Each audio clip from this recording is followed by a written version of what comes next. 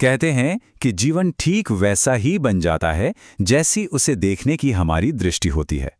आज हम जीवन को देखने की ही तीन अलग अलग दृष्टियों को समझने की कोशिश करेंगे। हम बात करेंगे उन दो रास्तों की जिन पर अक्सर दुनिया चलती है, और फिर उस एक तीसरे अनूठे मार्ग की जो हमें बाहर नहीं बल्कि भीतर की ओर ले जाता है। ये एक बहुत गहरा सत्य है ना। एक ही जीवन किसी के लिए बंधन बन जाता है और किसी के लिए मुक्ति का आकाश। तो सारा खेल हमारी दृष्टि का ही तो है, बस हमारे देखने के ढंग का। अक्सर हम सब पाते हैं कि जीवन हमें एक दोराहे पर लाके खड़ा कर देता है। एक रास्ता इच्छाओं में, वासनाओं में पूरी तरह डूब जाने का है, और दूसरा रास्ता है उनसे डरकर, मुंह मोड़कर भाग जाने का। पर सोचने वाली बात यह है कि क्या ये दोनों रास्ते सच में कहीं पहुंचाते भी हैं? एक कहानी है, एक कारागृह में दो लोगों को फांसी होने वाली थी। एक था बहुत बड़ा पापी जिसने अपना पूरा जीवन भोग विलास में बिताया, और दूसरा था एक पवित्र पुजारी जिसने जीवन भर सिर्फ त्याग किया। मृत्यु के आखिरी क्षण में वो पापी अपने किए हुए पापों के लिए पछता रहा था, और वो पुजारी वो उन पापों के लिए पछता रहा था जो वो कर ही नहीं पाया। और जब अंतिम सांस आई तो दोनों की आंखों में एक ही भाव था, अधूरापन, अतृप्त। तो ये जो भोग और त्याग हैं, ये दो अलग अलग रास्ते लगते हैं ना, पर अगर हम थोड़ा और गहराई से देखें तो ये एक ही सिक्के के दो पहलू हैं। एक इच्छाओं के पीछे भाग रहा है, दूसरा इच्छाओं से दूर भाग रहा है।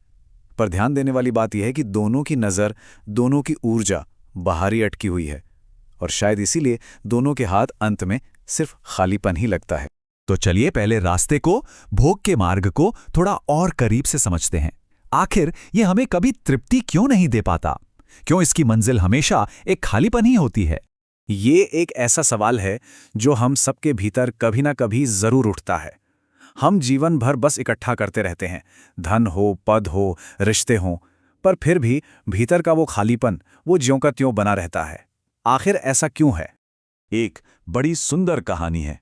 एक सुबह एक राजा ने एक फकीर से वादा किया कि वो उसके छोटे से भिक्षा पात्र को भर देगा।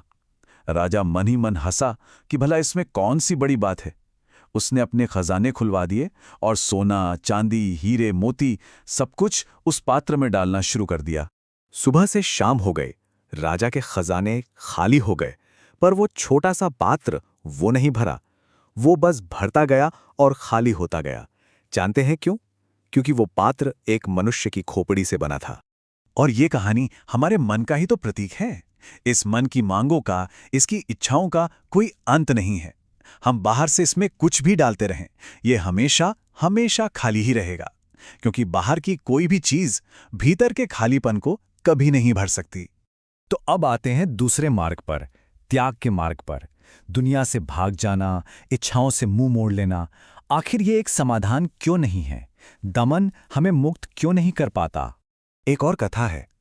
कहते हैं देवराज इंद्र ने 3 साधुओं की तपस्या भंग करने के लिए स्वर्ग की सबसे सुंदर अप्सरा उर्वशी को पृथ्वी पर भेजा। ये कहानी हमें दिखाती है कि इच्छाओं को दबाने में असल में क्या खतरा छिपा होता है। जैसे ही उर्वशी प्रकट हुई, पहले ऋषि ने डर कर अपनी आंखें जोर से बंद कर लीं, पर उर्वशी आंखों में नहीं मन में नाचने लगी, और भी ज्यादा सुंदर होकर। वो हार गए। दूसरे ऋषि वो घबराकर पीठ फेर कर बैठ गए, पर जो पीठ के पीछे था वो और भी स्पष्ट होकर मन के सामने आ गया। वो भी हार गए। लेकिन जो तीसरे ऋषि थे उन्होंने कुछ नहीं किया। वो बस शांत बैठे रहे, आंखें खुली रखीं और उर्वशी को बस देखते रहे, ठीक वैसे जैसे आकाश बादलों को देखता है, बिना डरे, बिना लिप्त हुए। और वो सफल हो गए। हम जीवन में जिस चीज से भी डरते हैं, जिससे भी भागते हैं, वो चीज हमारे भीतर और भी गहरी जड़ें जमा लेती है। तो दमन करना असल में मुक्ति नहीं है, ये तो एक और भी गहरा और ज्यादा सूक्ष्म बंधन बन जाता है।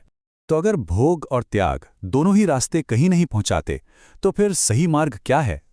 यहीं से उस तीसरे मार्ग का जन्म होता है, जागरण का मार्ग, होश का मार्ग, सिर्फ देखने का मार्ग।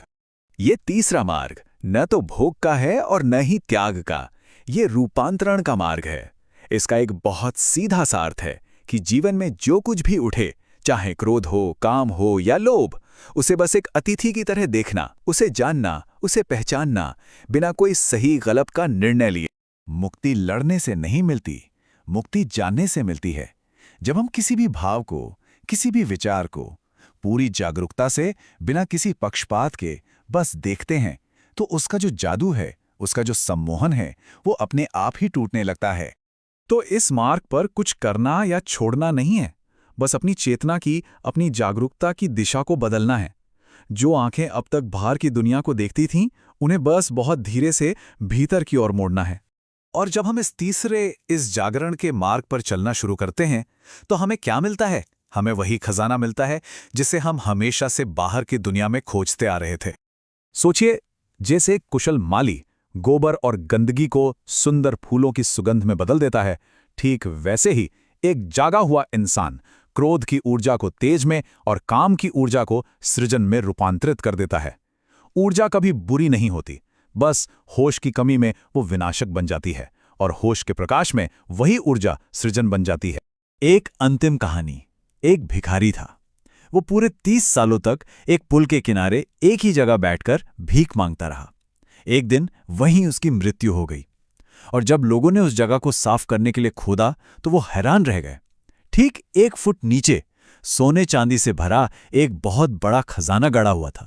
ये कहानी सिर्फ उस भिखारी की नहीं है, शायद हम सबकी है। आनंद, शांति, प्रेम, वो सारा खजाना हमारे भीतर ही मौजूद है, लेकिन हमारी नजर हमेशा बाहर की भीख पर लगी रहती है, और हम कभी अपने पैरों के नीचे की जमीन खोदने का सोचते ही नहीं।